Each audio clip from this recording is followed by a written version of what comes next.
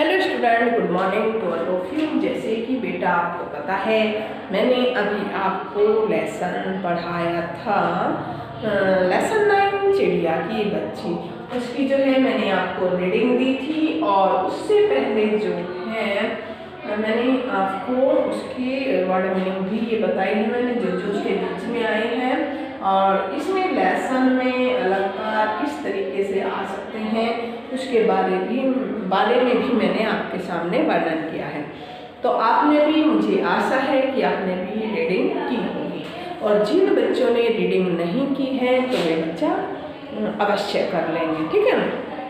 तो आगे मैं इसमें बताना चाहूँगी कि इसमें जैसे आपने देखा चिड़िया की बच्ची के बारे में वर्णन किया गया है, जैसे इस कहानी का पूरा एक तरीके से सार हमें जैसे कहा जा सकता है कि इससे क्या शिक्षा मिलती है, तो उसमें मैं आपको बताना चाहूँगी कि इस कहानी से जो है बेटा हमने देखा कि एक पक्षी, जो चिड़िया की बच्ची थी, वो एक पक्षी होने के नाते भी अपनी सारी सुख सुविधाओं को छोड़कर, यानी कि माधव दास के वहाँ उस चिड़िया को सारी सुख सुविधा भी मिल रही थी, तो उन सभी सुख सुविधाओं को छोड़कर वो समय पर, यानी कि अपने समय पर अपनी माँ के घर लौट जाना चाहती थी। तो इससे हमें क्या पता चलता है कि एक पक्षी होने के नाते भी इतने अनुशासन में है कि समय में अनुशासन, यानी कि समय पर ही अपने घर में लौट जाती है। ठीक उसी प्रकार जो है आपने कभी देखा होगा कि चींटी जो छोटी चींटी होती है वो भी कितने अनुशासन में रहती है। आपने देखा होगा एक लंबी लाइन में जो है बिल्कुल लाइन में चलती है, और दीवार पे भी आपने लाइनों में भी देखा होगा।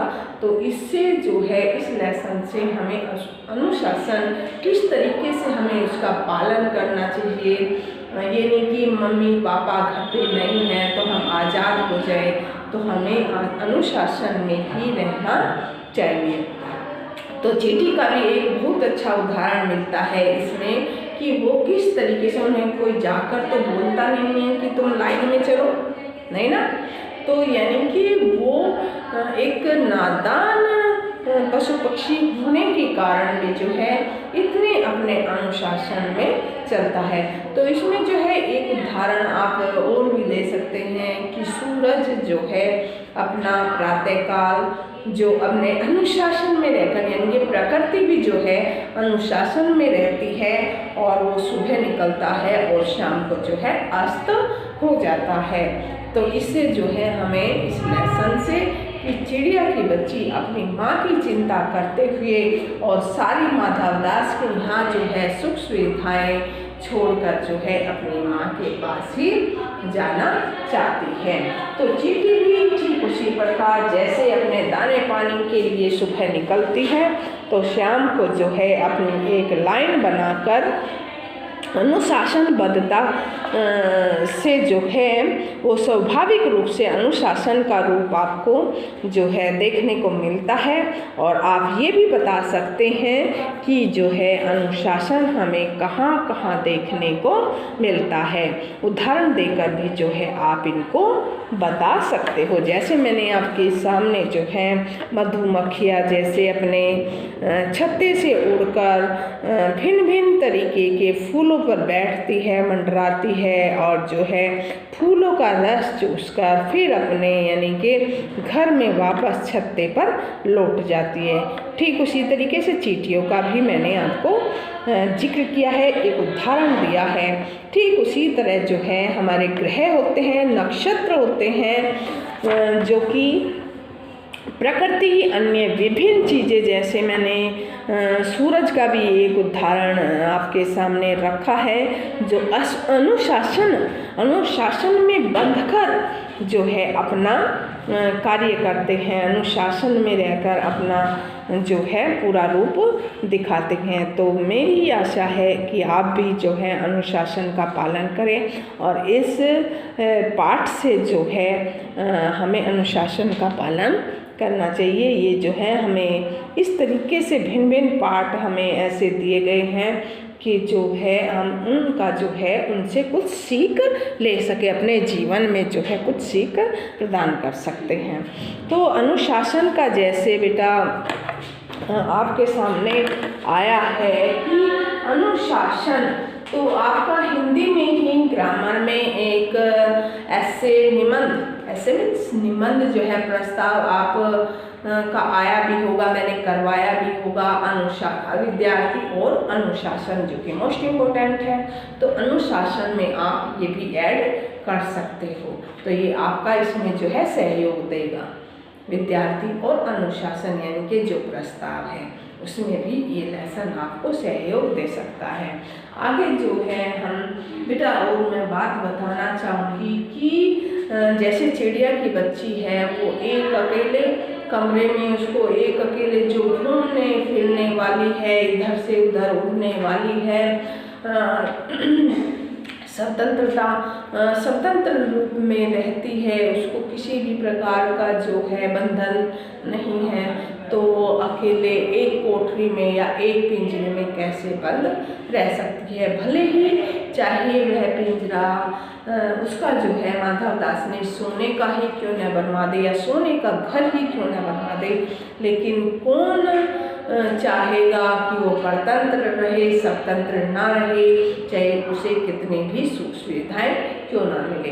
लेकिन उदाहरण के लिए मैं आपको बताना चाहूँगी कि आपको जो है एक कमरे में अगर बंद कर दिया जाए और सारी सुख सुविधाएं जो हैं आपको दे दी जाए, तो आप जो है उन सब सुख सुविधाओं को त्याग कर बाहर की दुनिया में निकलना चाहोगे। तो ठीक उसी प्रकार जो है चिड़िया की बच्ची भी इन सभी सुख सुविधाओं को त्याग कर अपनी माँ की गोद में, अपनी माँ के उस घोंसले में, उस घर में रहना चाहती है जहाँ उसको आनंद प्राप्त होता है। जरूरी नहीं कि हमें जो है स्वतंत्रता धन दौलत या किसी विषय वस्तु से ही प्राप्त हो, हम रूखा सूखा खाकर भी स्वतंत्र रहना चाहते हैं। तो हमें जो है बेटा इस पाठ से यही शिक्षा मिली है कि हमें जो है स्वतंत्रता पसंद है, जबकि हमें जो है परतंत्रता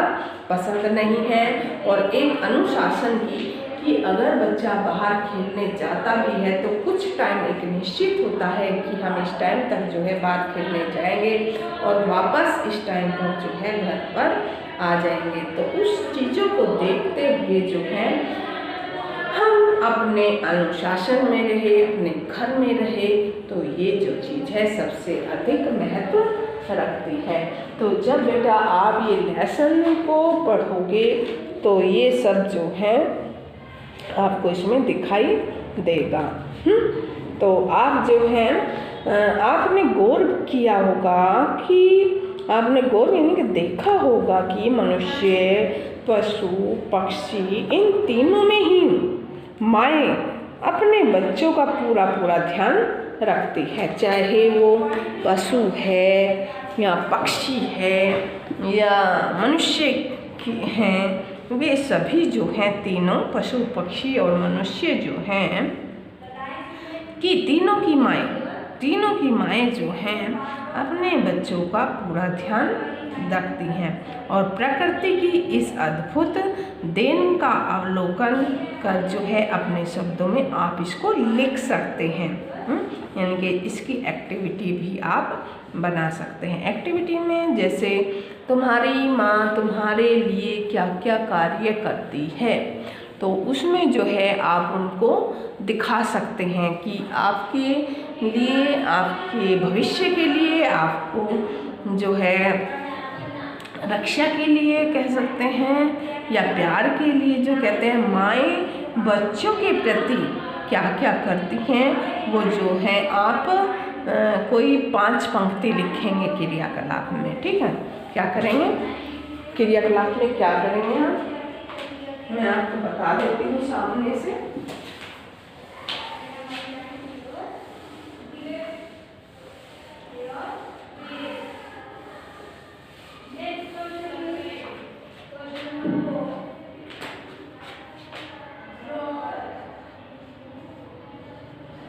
क्रियाकलाप, इसको आप इंग्लिश में बोलेंगे एक्टिविटी। क्या बोलेंगे? एक्टिविटी। तो इसमें जो है आपकी माताएं बच्चों के लिए क्या क्या करती हैं दिन भर?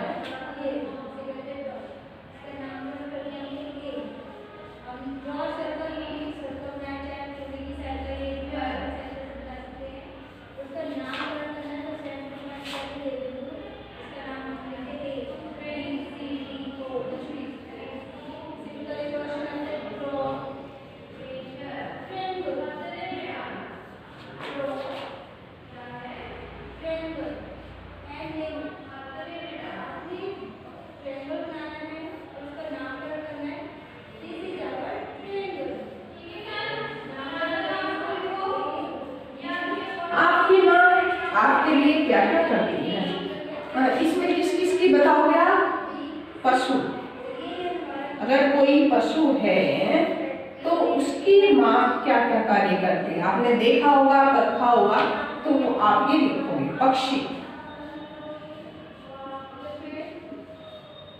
पक्षी अपने बच्चों के लिए क्या क्या कार्य करते हैं वो आप ये एक्टिविटी के तौर पर यहाँ दर्शाएंगे। ठीक है, ये मैंने पॉइंट दे दी है, बस आपने सिर्फ लिखना है। और मनुष्य, माता,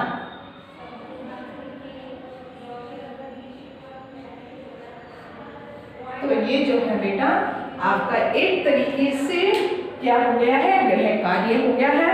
आप इनको सोचोगे, मैंने वैसे आपको क्लियरिटी बता भी दिया है, पशु कैसे कैसे करते हैं, पक्षी क्या करते हैं, मनुष्य क्या करते हैं, तो इनके बारे में क्या क्या कार्य आपकी माँ यानी कि इनकी भी माँ इनके लिए क्या क्या कार्य करती है, तो वो पूरी डिटेल 1 by 1 आप इसमें लिखेंगे। तो ये जो है उतार लीजिए कॉपी के ऊपर, जब तक जो है फिर आगे हम कराएंगे।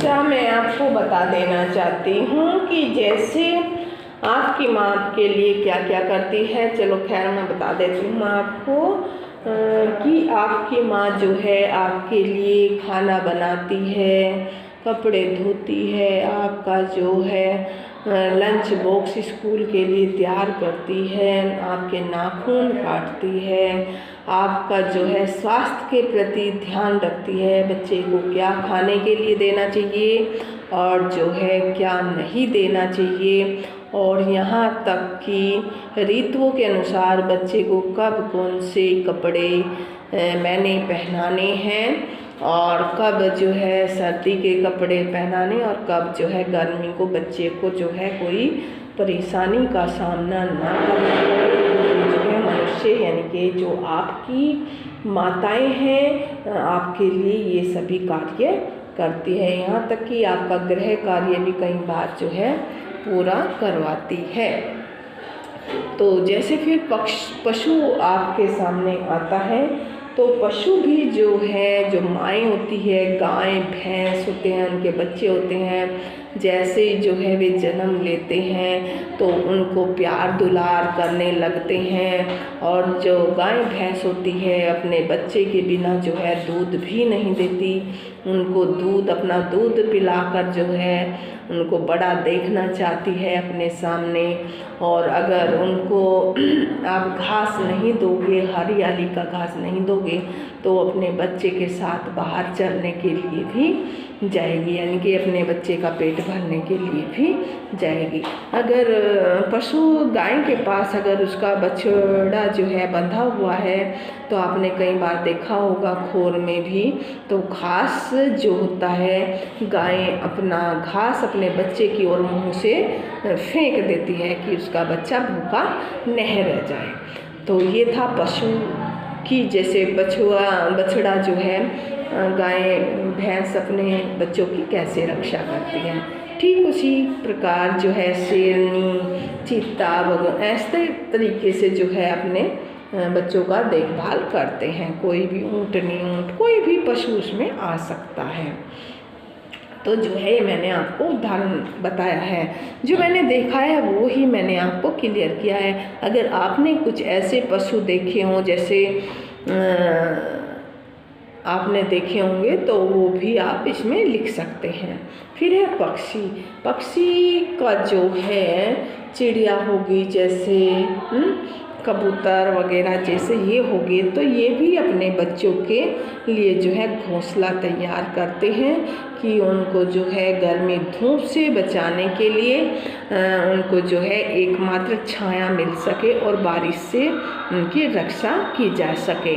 और आपने देखा होगा कि जब उनके बच्चे पक्षियों के बच्चे जो होते हैं छोटे होते हैं, तो वे उड़ नहीं सकते हैं, उनके पर नहीं होते हैं, विस्तृत पंख नहीं बने होते हैं, छोटे छोटे होते हैं, तो वो उनमें इतनी शक्ति नहीं होती है। तो उनकी जो है माता पिता पक्षी जो होते हैं उनके लिए भोजन ग्रहण करने के लिए, दाना चुगने के लिए सुबह से जो है निकल पड़ते हैं घर से, और अपने बच्चों के लिए जो है दाना एकत्रित करके इकट्ठा करके लेकर जो है वे आते हैं और अपने बच्चों का पालन पोषण करते हैं।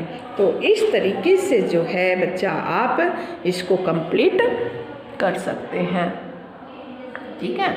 तो ये जो है मैंने आपको सारा बता दिया है, आप क्रियाकलाप में कैसे एक्टिविटी दिखा सकते हैं। आप जैसे पशु है, पशु के सामने कोई भी पशु जिसके बारे में आप लिखना चाहोगे वो पशु की एक्टिविटी बना सकते हैं। जैसे पक्षी है, चिड़िया के बारे में आप लिखना चाहोगे तो वो भी जो है आप बना सकते हैं, बनाना है। और ठीक उसी तरीके से मनुष्य, छोटी गुड़िया, छोटा लड़का आप सामने दर्शा सकते हो, या कटिंग करके चित्र भी इसमें आप चिपका सकते हैं।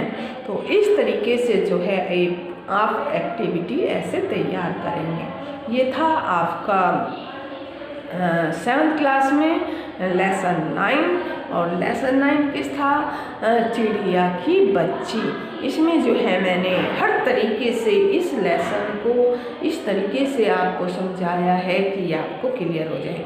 मैं आपसे आशा करती हूँ कि सभी बच्चे जो हैं प्रतिदिन वीडियो देखेंगे और अपना जो है सिलेबस को कंप्लीट करेंगे। ठीक है, तो आज यानी कि 31 अक्टूबर 7th क्लास में जो है बेटा मैंने आपको 2 वीडियो दी है। इन वीडियो को आप कंप्लीट देखेंगे, इसमें कंप्लीट डिटेल्स आपको मैंने बताई है। तो किसी भी बच्चे की ऐसी शिकायत नहीं आनी चाहिए कि जो है हमारे पास वीडियो नहीं गई। आप कोशिश करिएगा डेली प्रतिदिन जो है अपना वर्क कंप्लीट करेगा। आज के लिए 7th क्लास में इतना ही है।